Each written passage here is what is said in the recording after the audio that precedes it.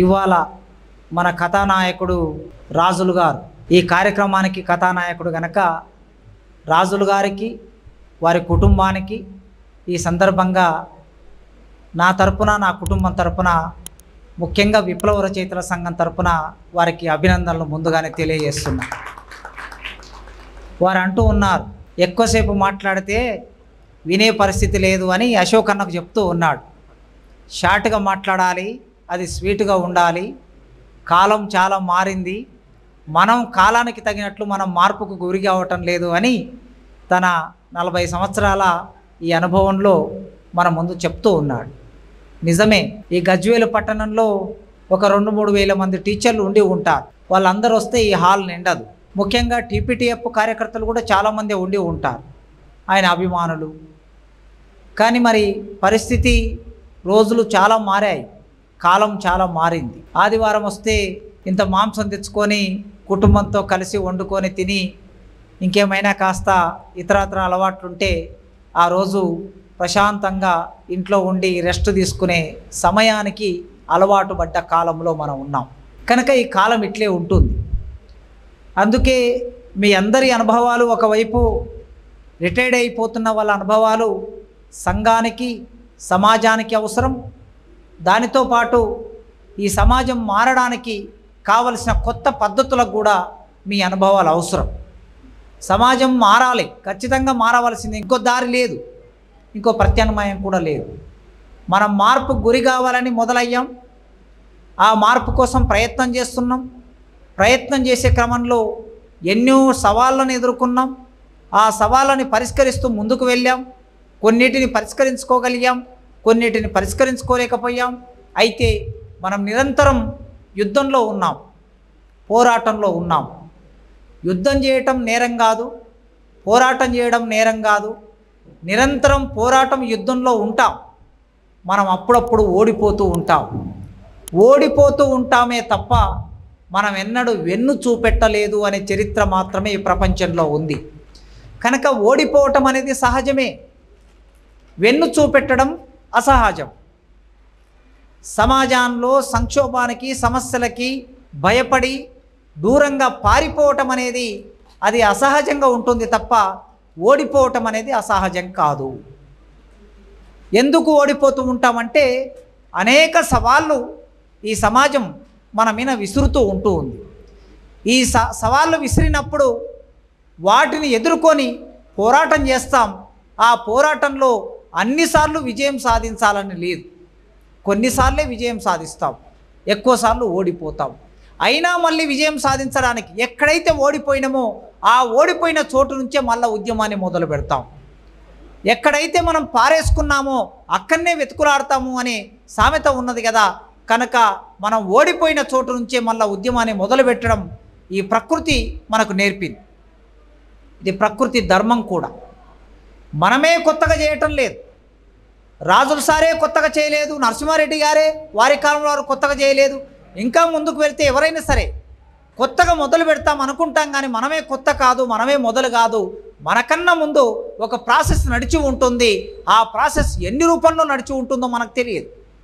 అందుకే ఈ ప్రకృతి ధర్మం ఏమిటంటే ఆకు రాలిన చోట ఇప్పుడు మనం ఆకు రాలు కాలంలో ఉన్నాం. మన ఇంటి ముందల అడవుల్లో ఆకు రాలుతూ ఉన్నది, కానీ ప్రకృతి మనకేం నేర్పిందంటే ఆకు రాలిన చోటే మళ్ళీ చిగురించటం అనేది కూడా ఈ ప్రకృతి నేర్పింది. అందుకే ఆ చిగురించటం అనేది ఒక ఆశ. ప్రకృతి చిగురించటం మనందరికీ ఒక ఉత్ప్రేరకం, కొత్త ఆలోచన ఇస్తూ ఉంటుంది. ఆ కొత్త ఆలోచనని నేపథ్యంగా చేసుకొని మనం ముందుకు వెళ్ళడానికి ప్రయత్నం చేస్తూ ఉంటాం. బిడ్డ నడక నేర్చుకోవాలని ప్రయత్నం చేస్తూ ఉంటుంది, నడక నేర్చుకుంటుంది. ఎప్పుడు దొగ్గుతూనే ఉంటే ఏదో సమస్య ఉన్నట్లు.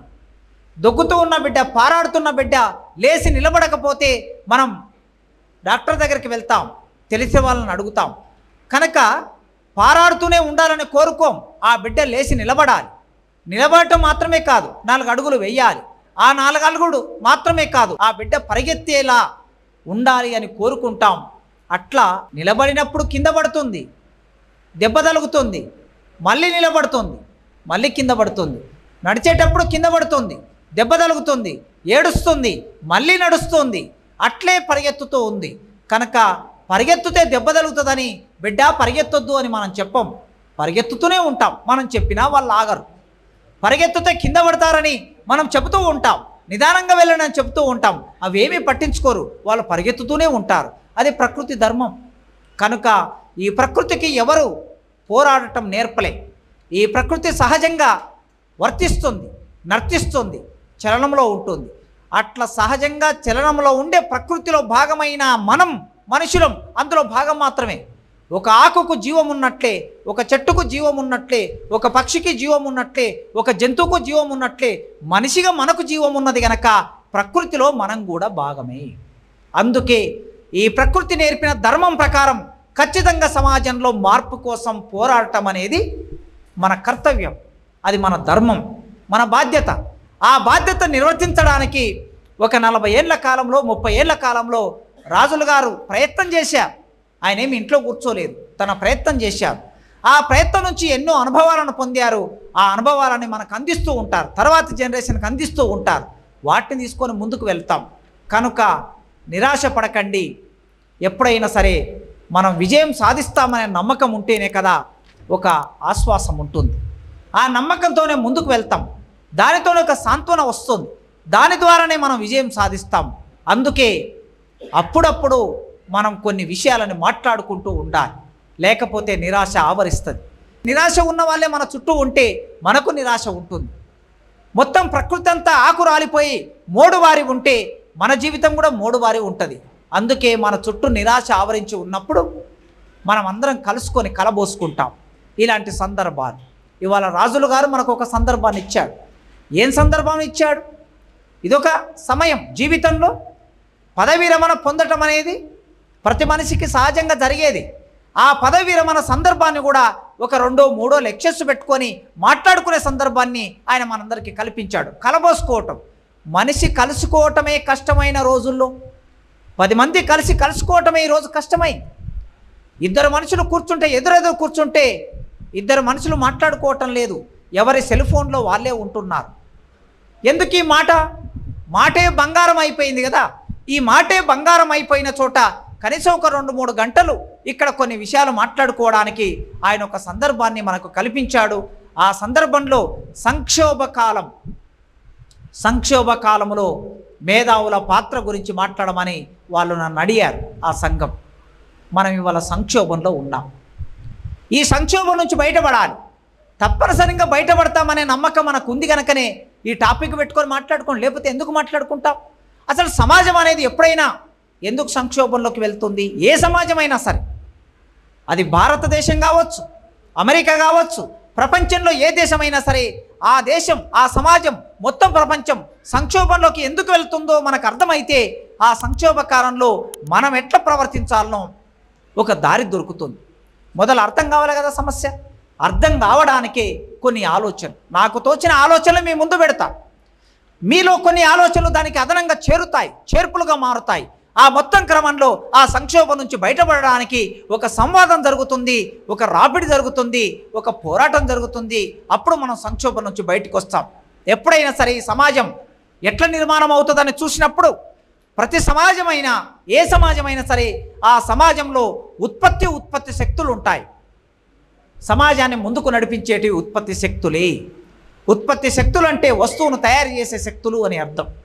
కేవలం వస్తువులు మాత్రమే కాదు, జ్ఞాన సంబంధమైన ఆలోచనలు కూడా ఉత్పత్తి చేస్తూ ఉంటారు.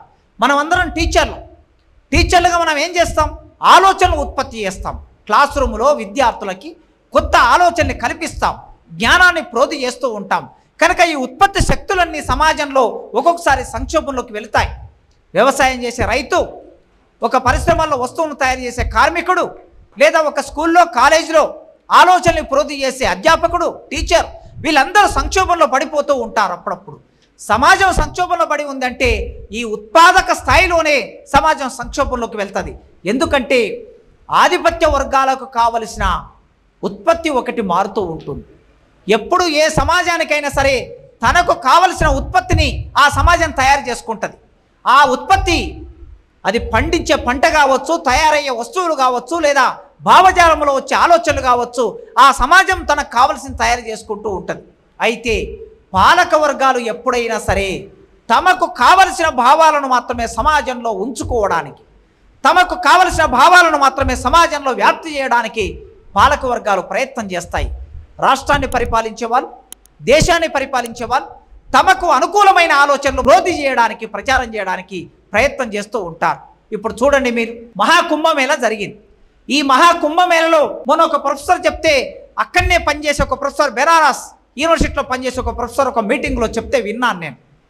ఏం చెప్పాడు ఆయన అంటే, మీకు చనిపోయిన వాళ్ళు పేపర్లో వచ్చిన వాళ్ళు కొందరు మాత్రమే తెలుసు, కానీ పేపర్లో రాని వాళ్ళు అంతకు 10 ఉంటారు అన్నాడు ఆయన. ఈ 10 మనకు తెలియదు, కానీ ఆ పేపర్లో వచ్చిన కొందరి విషయంలోనే ఎలాంటి ఆలోచనలు పురోధి అయినాయో మీరు సోషల్ మీడియా చూస్తే తెలుస్తుంది.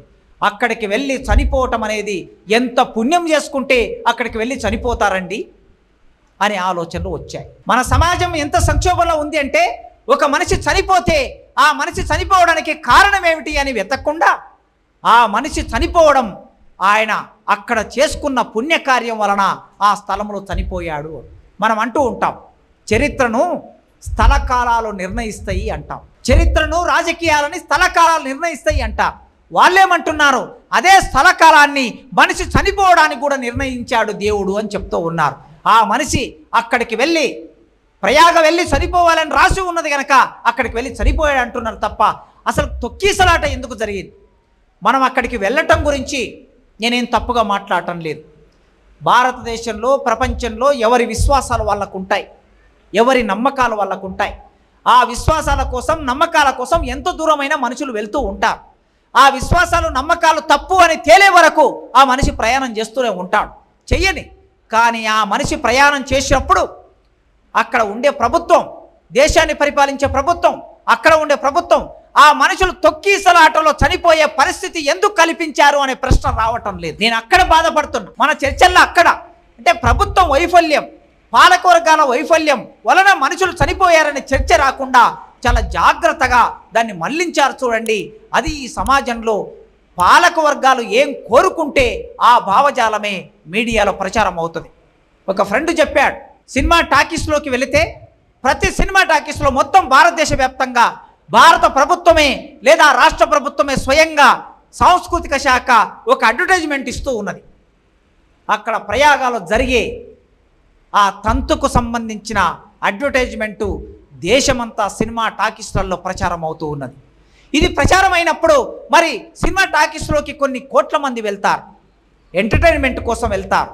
ఎంటర్టైన్మెంట్ కోసం వెళ్ళిన మనిషి ఆలోచన విధానంలోకి ఏ ఆలోచన, సినిమా చూడడానికి వెళ్ళిన మనిషి ఆలోచనలోకి ఒక 5 నిమిషాల పాటు ఒక అడ్వర్టైజ్మెంట్ వస్తూ ఉన్నదంటే దానికి సంబంధించిన ఆలోచనని వీళ్ళు ప్రూవ్ చేశారు. 144 సంవత్సరాలకు ఒక్కసారి వస్తుంది గనక, మన జీవితంలో మళ్ళీ రాదు గనక మనం వెళ్ళి తీరవలసిందే అనే ఒక ఆలోచనను ప్రజల్లో పెంచటం మూలంగా, ప్రోధి చేయటం మూలంగా అక్కడ తొక్కిసలాట జరిగింది, చనిపోయారు. ఢిల్లీ రైల్వే స్టేషన్లో తొక్కిసలాట జరిగింది, చనిపోయారు. మరో చోట మరో ఒక మతానికి సంబంధించిన ప్రచారవేత్త, ఒక పెద్ద ఆయన వచ్చినప్పుడు ఆయన పాదధూళి తగలడం కోసం, ఆయన పాదం నుంచి దుమ్ము వస్తే ఆ దుమ్మును తీసుకుంటే లేదా ఆయన పాదాన్ని టచ్ చేస్తే, ఆ గాలిని టచ్ చేస్తే మనకు పుణ్యం వస్తుంది అని అనుకొని వాళ్ళు తొక్కిసలాట జరిగితే 100 మందికి పైగా చనిపోయారు. దాని మీద కమిటీ వేశారు. కమిటీ రిపోర్టు 3 రోజుల కిందట వచ్చింది. కమిటీ రిపోర్ట్ ఏం తేల్చిందంటే అక్కడ తొక్కిసలాట జరగడానికి ఎవరి తప్పు లేదు, ప్రజలే ఒకరిని ఒకరు తోసుకొని తొక్కి చనిపోయారు అని రిపోర్ట్ ఇచ్చింది. ఇది సమాజం యొక్క లక్ష్యం.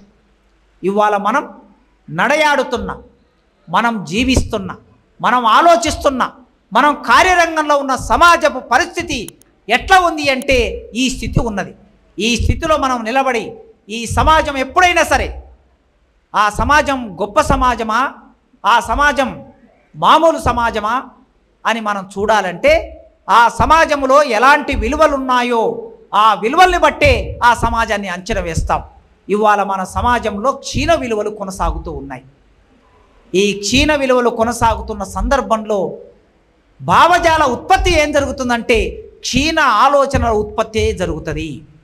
కంపెనీలో వస్తువు ఏది ఉత్పత్తి జరుగుతుందంటే పెట్టుబడిదారులకి అనుకూలమైన లాభాలు తెచ్చే వస్తువే ఉత్పత్తి అవుతుంది. వ్యవసాయ రంగంలో ఏ వస్తువు ఉత్పత్తి జరుగుతుందంటే ఈ వ్యవసాయ రంగంలో కూడా వ్యాపారవేత్తలకి వ్యాపారాన్ని ఎక్కువగా చేసే లేదా ఎక్కువగా డబ్బులు వచ్చే పంట మాత్రమే పండించడం జరుగుతుంది తప్ప అక్కడ ప్రజలకు అనుకూలమైన, ఆహారానికి అనుకూలమైన, నిత్యావసర సరుకులకు అనుకూలమైన, అవసరమైన పంట పండించడం జరగదు. కనుక సమాజంలో ఉత్పత్తి శక్తుల్లో సంక్షోభం వచ్చినప్పుడు ఆ సమాజం సంక్షోభంలో ఉంటుంది. ఇవాళ మన సమాజం గత 20-30 సంవత్సరాలుగా ఉత్పత్తి శక్తుల్లోనే మార్పు వచ్చింది. ఈ మార్పు రావడానికి ప్రపంచీకరణ అనే ఒక పెను ప్రమాదం ఈ దేశంలోకి వచ్చింది. ఈ ప్రపంచీకరణ వస్తువు ఉత్పత్తిలో మార్పు తీసుకొచ్చింది, ఆలోచనలో మార్పు తీసుకొచ్చింది, ఉద్యోగంలో మార్పు తీసుకొచ్చింది, మానవ సంబంధాల్లో మార్పు తీసుకొచ్చింది. మనిషికి ఎలాంటి మానవ సంబంధాలు ఉండాలి? ఒక తండ్రి తాగాడు, నిజమే తాగాడు, తాగి ఇంటిలోకి వచ్చే డబ్బునంతా వృధాగా ఖర్చు చేస్తున్నాడు, పేకాట ఆడుతూ ఉన్నాడు, లేదా ఇంకెక్కన్నో డబ్బును ఖర్చు చేశాడు. బిడ్డ పెళ్లి చేయలేదు, కొడుకును పట్టించుకోలేదు. ఆ కొడుకు కోపం వచ్చింది, కోపం వచ్చి కత్తి తీసుకొని నడి రోడ్డు మీద తండ్రిని చంపేస్తూ ఉన్నాడు. ఇది ఏ సమాజం లక్షణం? తండ్రి తప్పు చేశాడు నిజమే, తండ్రి తాగాడు నిజమే, కానీ ఇది తాగినటువంటి మద్యం సేవించిన తండ్రిది మాత్రమే సమస్యనా? తండ్రిది మాత్రమే పొరపాట? తండ్రిది మాత్రమే తప్ప? అలాంటి తండ్రిని బిడ్డలు చంపటం మొదలు పెడితే ఈ భారతదేశంలో ఎంతమంది తండ్రులు మిగులుతారు ఆలోచించండి. లేదా అలాంటి భర్తల్ని భార్యలు చంపడం మొదలు పెడితే ఈ భారతదేశంలో ఎంతమంది భర్తలు మిగులుతారు ఆలోచించండి. కనుక ఈ సమాజపు విలువ ఎట్లా పోతుందో ఒక్కొక్కటి చూస్తూ ఉంటే ఈ సమాజం మళ్ళీ అలా జరిగినప్పుడు, అలాంటి విలువ ఒక తప్పుడు విలువ సమాజంలో పరివ్యాప్తి అవుతున్నప్పుడు దాన్ని కంట్రోల్ చేయవలసిన బాధ్యత కలిగిన ప్రభుత్వాలు లేనప్పుడు ఈ సమాజాన్ని అట్లా నెట్టేస్తూ ఉంటాయి. అందుకే ఉత్పత్తుల్లో వచ్చినటువంటి, ఉత్పత్తి శక్తుల్లో వచ్చినటువంటి సంక్షోభమే మొత్తం సమాజం యొక్క సంక్షోభంగా మన ముందుకు అది వ్యక్తమవుతూ ఉంటుంది. దాన్ని అట్లా అర్థం చేసుకుంటే తప్ప మనకి ప్రగతిదాయకమైన ఆలోచన మన మెదడులోకి రాదు.